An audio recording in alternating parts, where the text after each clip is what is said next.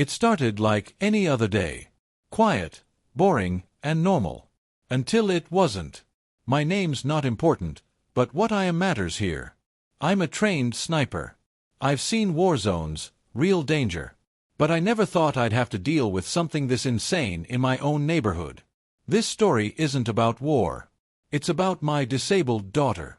And a woman from our HOA, the kind of person everyone calls Karen. One day, she actually pulled a gun. She shot at my little girl. Yeah. That happened. And no, I didn't fire back. But I made sure she'd never be able to do it again. We moved into this neighborhood about a year ago. It was quiet, clean, and seemed perfect for my daughter. She's 10. She uses a wheelchair. She's smart, funny, and stronger than most people I've met. We had a custom ramp built at the front of our house. It was important for her independence. At first, things seemed fine. Then came the complaints. It started with little things. Notes left on our door.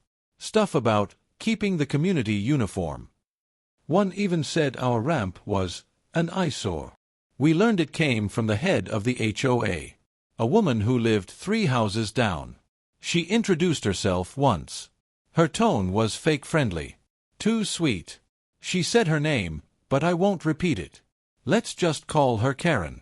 She had that energy. You know what I mean. Everything had to be her way. After that first chat, she didn't stop. She'd come over, uninvited, and complain about how long we left our trash bins out. She told us our daughter was too loud when she laughed outside. She even said the wheelchair scratched the sidewalk. Who says that? But I kept cool. In my training, we learn patience, observation, control. And honestly, I didn't want drama. I just wanted peace for my daughter. A stable home. But Karen didn't back off. She wanted control. And when she didn't get it, she got worse. She began to follow my daughter when she played out front. She'd just stare, arms crossed, not saying anything. My daughter would wheel herself back inside, frightened. That's when I knew things were changing. It was around 4 p.m. on a Saturday. My daughter was outside in the front yard, blowing bubbles. I was inside, near the window, watching her like always. Then I saw Karen walking toward her. Fast. She was yelling. I couldn't hear all of it, but I heard one word clear as day. Menace. Then, she pulled something from her bag. A handgun.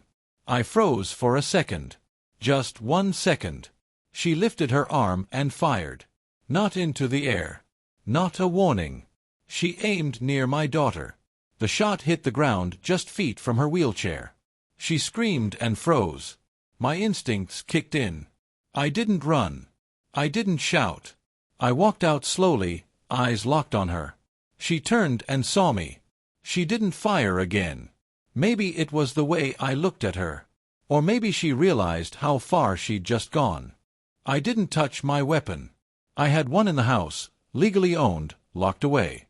But I didn't need it. What I needed was the law. I called 911. My voice calm, my words exact. Police came fast. I gave a detailed report, including her history of harassment. Other neighbors came outside. They were shocked. Some had heard the shot. Some had seen her act strange before but had stayed quiet. Karen tried to deny it. Said the gun just went off. Didn't work. The cops took the weapon from her immediately. Turns out, she didn't even have the right permit. She was arrested on the spot. That day changed everything. Karen was charged with multiple offenses, including reckless endangerment and harassment. She posted bail but was banned from coming near us. The HOA. They scrambled to do damage control. I found out later that several neighbors had been quietly dealing with her nonsense for years. Complaints, threats, power trips. But no one ever pushed back, until now. The HOA board held a vote to remove her. She was gone within a week. I started getting messages from neighbors, thanking me. One even said, "We've been waiting for someone to stand up to her." All it took was a bullet. But thankfully, no one was hurt. I faced danger in places far worse than a suburban street. But I never imagined the real threat would come from someone like her. Not everyone who carries a weapon is trained to handle it. Some people carry fear, anger, and power in the wrong way. I didn't need to fire back. I needed to protect my daughter. And I did. Not just with skill, but with restraint. Sometimes, being calm is the most powerful move you can make. And I'll always be ready, not just as a sniper, but as a father.